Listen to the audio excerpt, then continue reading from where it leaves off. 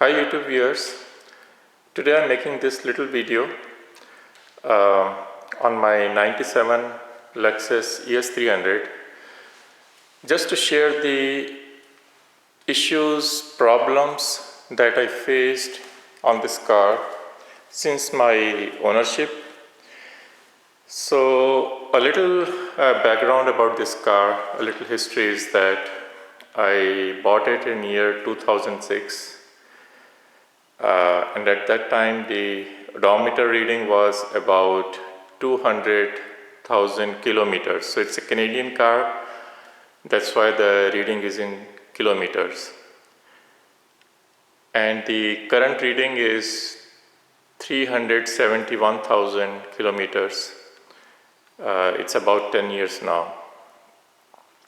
So in the last 10 years and 170,000 kilometers, what kind of issues I faced on this car, how much money I spent, and how those issues were resolved. So I will share those details. Now I must accept that I was not maintaining any log of each and every issue. So I really spent last few days thinking about whatever I could recollect, and wrote it down on a piece of paper just for my reference, and I will talk about these. Now I could have missed few things, but I'm sure those things were minor because I don't remember them. Okay, so first of all I will start with the engine. So let me open up the hood.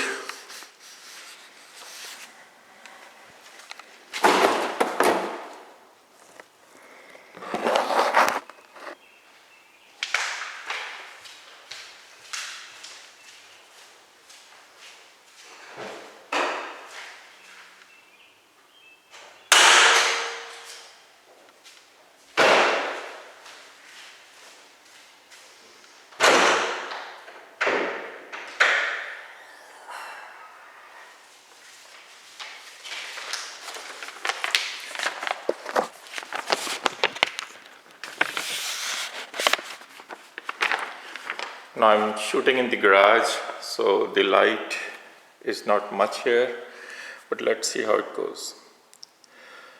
So in the hood, just few days back I had to recharge AC. So AC worked fine probably until last year. So it gave about 10 years of service in my ownership, and for last 20 years it worked perfect. This year the cooling was not there, so I recharged it. There is a low pressure port here. Don't know if camera will pick up that. It is actually not visible.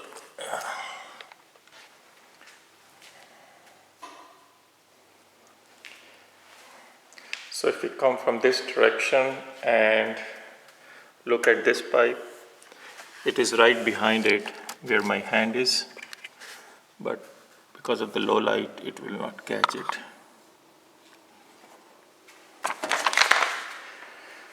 So just connected the AC recharge can like this one, AC Pro. I use this one, and there are YouTube videos on how to refill it. It was easy, about 30 minutes, and AC is working perfect now. So that was one issue. The other issue was security alarm.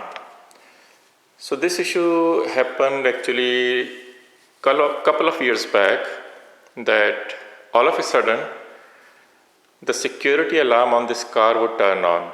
Like in midnight, the car will start beeping. Even when no one is touching it, there had been no security issues, the security alarm will go on. So instead of fixing that issue, I just got the wires disconnected for security line, so for the horn.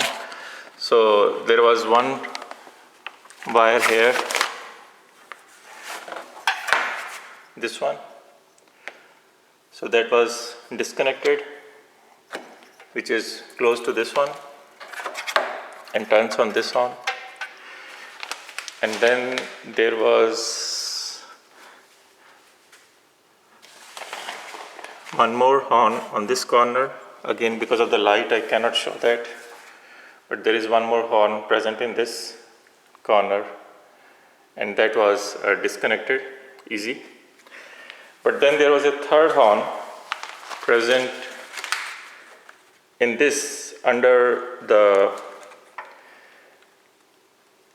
under this bottle, which carries the fluid for windshield washer fluid. So there is one horn below this area, which can be accessed only by raising the car and opening this place. So that was, I used the professional help from a mechanic to get that piece disconnected. So once these three horns or the speakers were disconnected, no more security issues. Never heard that alarm again. Okay. Next one was the alternator went out. So this alternator here, I had to get it changed once, and this happened right in the year 2006 when I bought this car. This alternator went out, so battery stopped charging, and I had to get it changed. Probably I spent something like 200 or 300 bucks to get that replaced. And then starter, which is present here,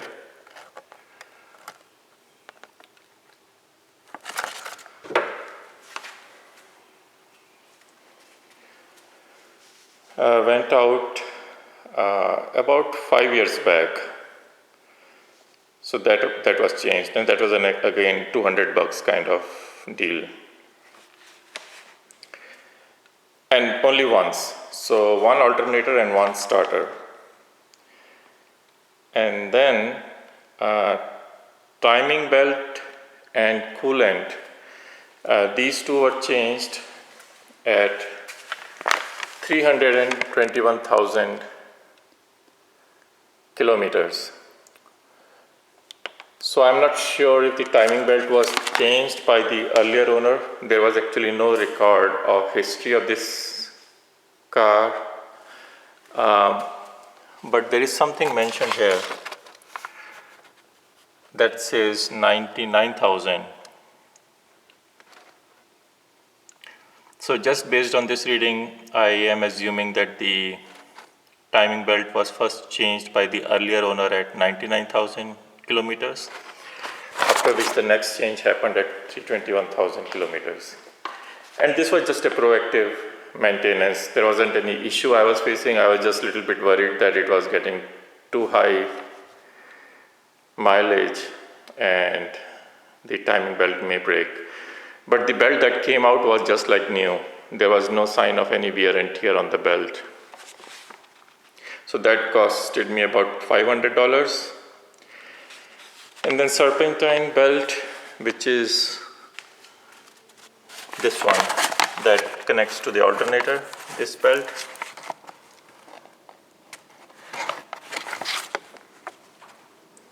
So this belt was changed right in 2006, and the symptoms were you start the car and it will start with a very high pitch sound, which will go away in few minutes or few seconds, I will say.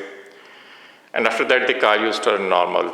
So I felt like some metal on metal, like pulleys, has gone bad and it was screeching, but that was not the case. It was just the belt had gone loose, and it costed just 40 bucks to have it changed. Front shocker and strut upper mount lubrication. So this is what I found, that this area, the upper mount of the shockers, and the struts that are holding the front wheel. So right in the middle of it, if you loop this area, so I do it on both the sides, then all the clunking sound goes away and the car runs very smooth. The shockers, otherwise this area makes kind of clunking sound that make you feel like the shockers are going bad and you want it to be replaced. So I found that this white lithium grease, I put it in both the mounts every year, and that's it. So it's still running on all original shockers, all original strut mounts, everything, nothing has changed. And just that grease is making huge difference. And the other source of that rattling sound or the golf ball kind of sound that you must have seen as reviews for this particular model on internet, that issue also I faced, and that was resolved by just removing some heat shield covers under the car on the fuel tank, and I think one was on the exhaust side. So the mechanic, when he raised the car, he found that those covers were rusted, loose, just removed them. So with these two things, the covers removed and the upper mount lubricated, the car has become absolutely silent. There is no more clunking, rattling, any kind of sound. It runs like it should.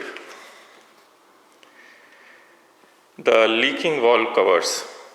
So the valve covers, both the front side and the back, they started leaking I think within first or second year of the ownership.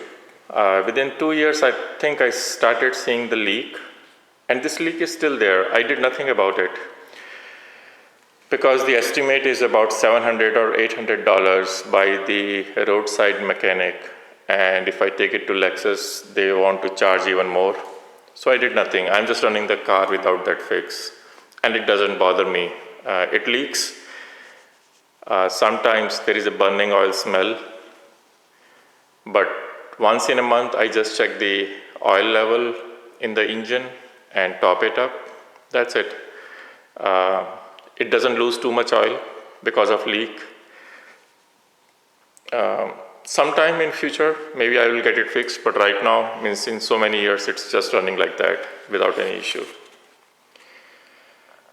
The other issue was hood lift shocks. So these shockers that are lifting the hood, they died completely. So I still have those shockers because I replaced them recently. So these are the original ones.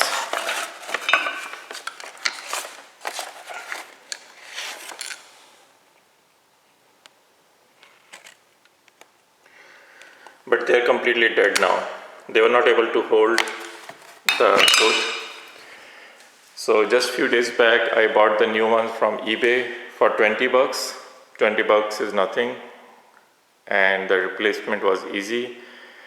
So that issue got fixed easily, just 20 bucks. And even if I have to replace these new ones every year or every couple of years, I wouldn't mind spending 20 bucks. This is a good deal to have the hood in place by these shockers.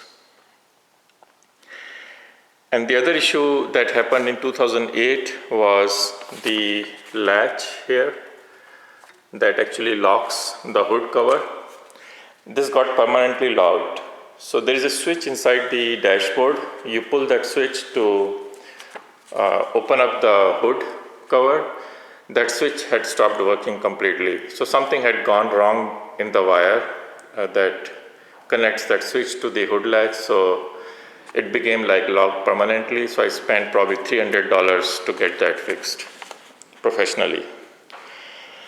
So these were the issues, all the issues that I have faced on the engine so far, nothing else. Everything else on this car is original, just like factory. Nothing has changed.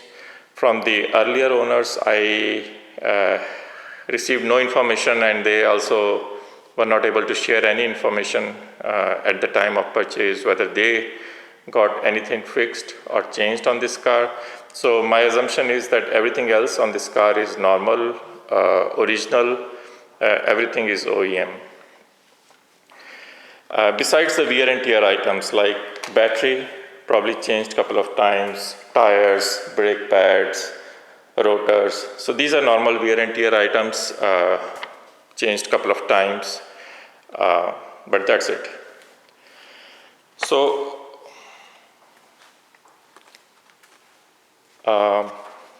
one more thing I want to share is about the transmission oil. So when I purchased this car in 2006, the first thing I did was I took it to the Lexus dealer and asked them to change all the fluids, which included the transmission too. And they asked me, what kind of change you want? The full flush will cost you this much, and just drain and fill will cost you this much, which was much less than the full flush. At that time, I had absolutely no understanding of what's the difference between full flush and drain and refill. So I went for the full flush because full flush was costly. And I thought that I'm paying more, so I'm getting good. I'm getting something extra. Well, that was my mistake, a big mistake. As soon as, so car was working fine, absolutely fine when I purchased it. I liked its pickup. The gears were shifting smooth. But after it went through the transmission full flush, the gears were screwed completely. So it stopped going into the overdrive. I think it was not even going up to the 4th gear. So it was getting stuck between 1, 2, and 3. And they were shifting at very high RPM and with a big jerk to the car. So that became like the very first big issue that I faced on this car. Now dealership, it was not a dealership mistake, it was my mistake. I gave them the wrong, I made a wrong choice. So I started showing this issue to the various mechanics, like the small shops, for a fix. And I was more interested to get the transmission replaced. But they kept on pushing back, saying that it's okay, it's not too bad, you should keep on driving. And then one of the mechanic gave me an advice, which I took. Basically, he put some Lucas anti-slip transmission fluid in the transmission. I think probably a little bit less than half of the bottle. And then he told me to keep on driving till the transmission dies. And once it dies, then he will replace it. So I took his advice and I kept on driving this car with that same situation. And in about 30 days, that issue went away completely. The transmission started working smooth again, absolutely smooth, no issues. And from that day in 2006 to till date, I never touched the transmission again. I kept it running as is, without changing the fluid, nothing. And no issues. It drove from Canada to US, 1,000 miles non-stop. And here also means under my ownership, this car has been turned on and used almost every day. For long trips, for short trips, and no issues. Transmission had been shifting just like new. So a few days back, I thought to do something about the transmission fluid because I bought a new toy, this one, that makes the fluid change for the transmission and engine very easy. So I wanted to play around, plus I knew that I have done more than 170,000 kilometers on the original fluid, so I wanted to do something about it. So I extracted the old fluid and refilled using this one.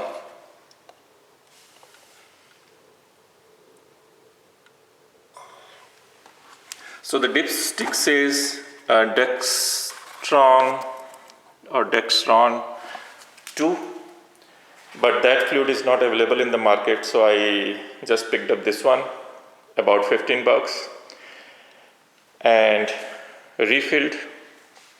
So about a couple of months back, and it's working fine. Means it was working fine earlier. After this, no change. It is still working same way.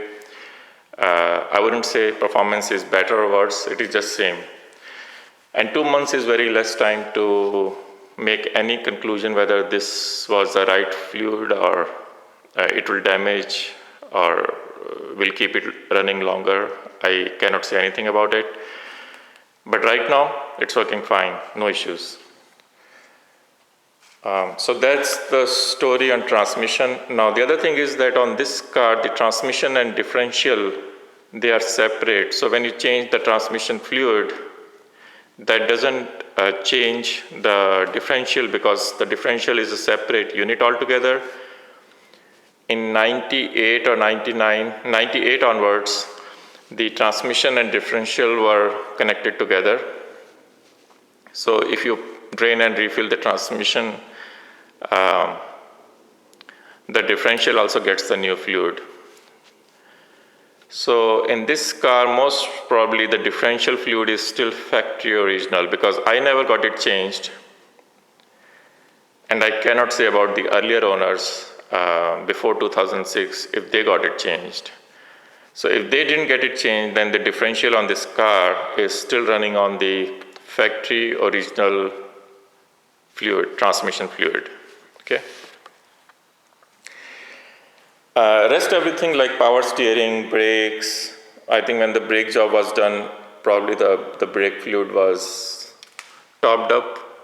But other than that, never changed. So power steering, all those are original fluids. In my ownership, I never got it changed. Coolant, yes, it was refilled when the timing belt was done. The rest is just the windshield fluid. Okay. Now in the engine, I always refilled this engine with full synthetic motor oil. So earlier I was sticking with 5W30 for the first couple of years. And then when the valve cover started leaking, then I switched over to 10W30. So I think from 2007 or 2008 onwards, I'm using 10W30 on this.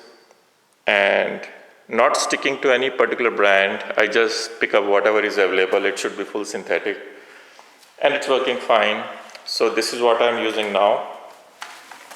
Just a $17 bottle from Walmart, SuperTech, 10W30, full synthetic.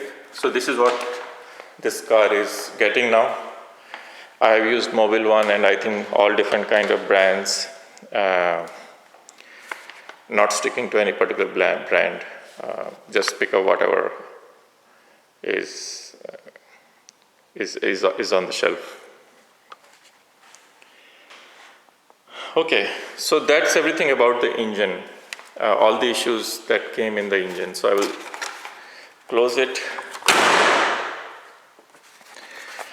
Now let's talk about the issues that I faced on the body of this car. The first issue was door open light.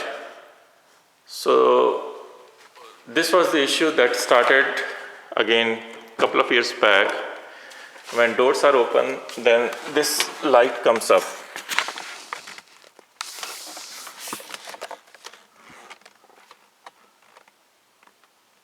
Okay. So the issue was that, and this issue happened a couple of times while driving on the highway, that all of a sudden this light will come up. Sometimes it will stay solid, sometimes it will flicker, and the dome light will open. So it was just like someone has opened up a car's door all of a sudden. And I was not sure what was going on. But then I concluded that it has something to do with the door lock sensor. So here is the door lock sensor.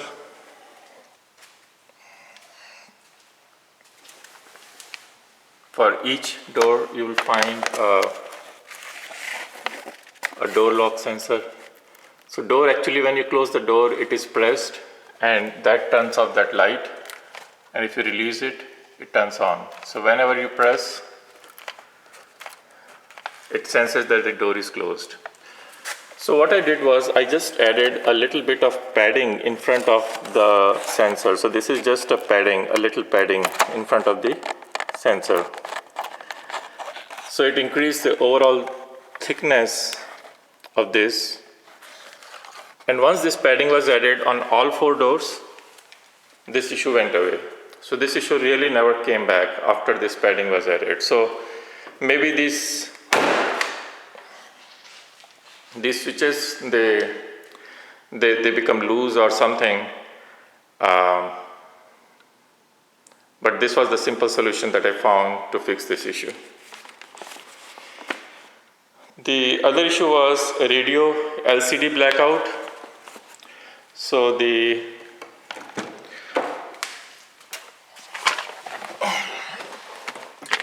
original radio on this car had a LCD and it blacked out, so there was no display available to see what channel or what radio station it was playing or which CD it was playing. So I replaced it with this double-din head unit, and I made another video to show. You can find on my channel on how to do that replacement. So once this replacement was done, that issue was taken care of. The other issue was the front seat seam. And this is a common issue I have seen in all old cars, that the leather which is used is really good and it doesn't go bad at all, but the seam that is connecting these two pieces of leather, it opens up, and there is no easy solution to close it. So I bought this leather patch. It's available on Amazon. I think it was less than $20, probably $18. And this patch is holding it very well. It looks a little bit ugly, but it is covering up that issue and it is holding up very well. So since it is my son's car, he doesn't mind. The rest, all the seats are in good condition. No issues, no rip in the leather. It's absolutely like brand new condition. But since the driver's seat is used a lot, and I have seen it many other cars also, this area is affected. This seam that connects the two leather pieces, it opens up. So that's how I handled this issue, by putting up this leather patch. The seat warmer was out. So since I purchased the heating of the seat, these switches, although the switch turns on, the seats never get warm. And this was the issue from the very beginning, so I never cared to fix it. So it is still there. The body rest on the wheels. So this issue came only on the back wheels, where this whole area gets rusted, and it happens on both the wheels and only in the rear wheels. So I spent money to get that piece fixed, and the paint, body paint was also done at that time. Even the hood was repainted. So probably the roof and the back trunk is original paint, but rest everything is repainted. And I'm not sure is the quality of paint used or what, but these cracks have surfaced on the hood at few spots.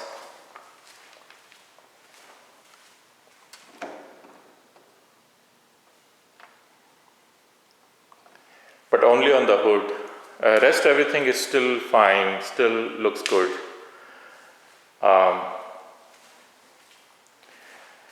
And this one is developing again something. That paint is lost plus few damage, dent, I don't know what it is.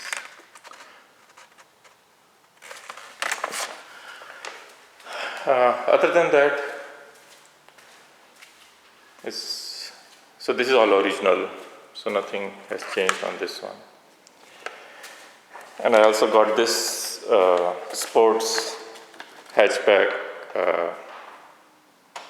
bar attached just to make it a little bit more sporty kind of look. I don't remember how much it costed me, but it was cheap, not too much. Okay, so the last issue on the body is that with the remote, when I use the remote to lock and unlock the car,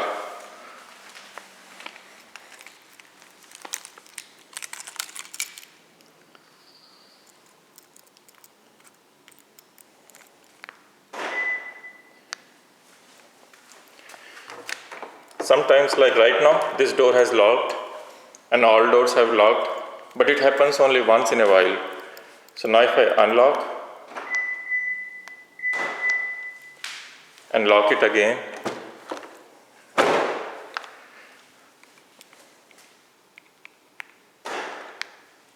the driver's side door will not lock, it will still stay open. And I'm not sure what is causing it, so these doors are locked, all other doors are locked, and they get locked and unlocked properly except for the driver door. Driver door gets locked only once in a while. So this issue is still open, and maybe it's the actuator in the door handle or something else, I don't know. But I'm not working on this issue, I'm not worried. We'll just leave it as is. Because it still works well with the key, so using the key to lock and unlock the driver door. So this took care of all the issues in the body and the inside of the car. Everything else is as is, original, no issues. Everything is working fine. Now I will talk about the issues on the rear side, the trunk. So these lights never failed. In terms of the bulbs, I never had to replace any bulb. But what happened is that all the lights which were on this cover, the trunk cover, this one, this reverse light, the lights under the license plate, all of those lights stopped working. Everything. And with the remote, the trunk stopped opening from the remote. Using the remote, I had to use this key in this lock to open it. And that issue got fixed with a very easy solution. So right now it is working. Let me open up the hood, the trunk.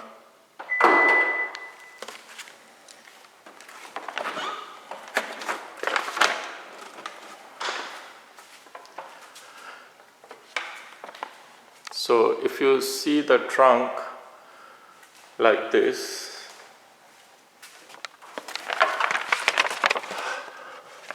and follow this rod, there is a wire which comes out from here. Just open up the shield of this wire. You can remove this cover. There is a pin here. You can just take it out, remove it, and follow this wire.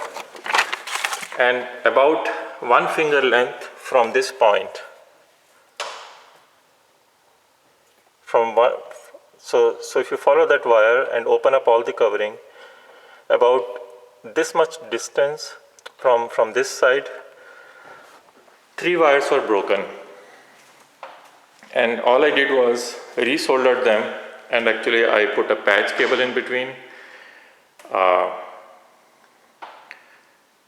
And That solved all the issues. Now all the lights are working, remote is working, trunk is opening, no issues. So that was an easy fix. Kind of difficult to show because the wires are hidden now.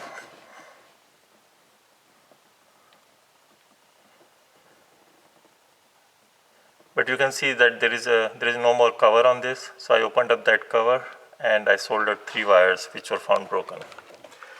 So if you are facing the same issue, that's a quick solution.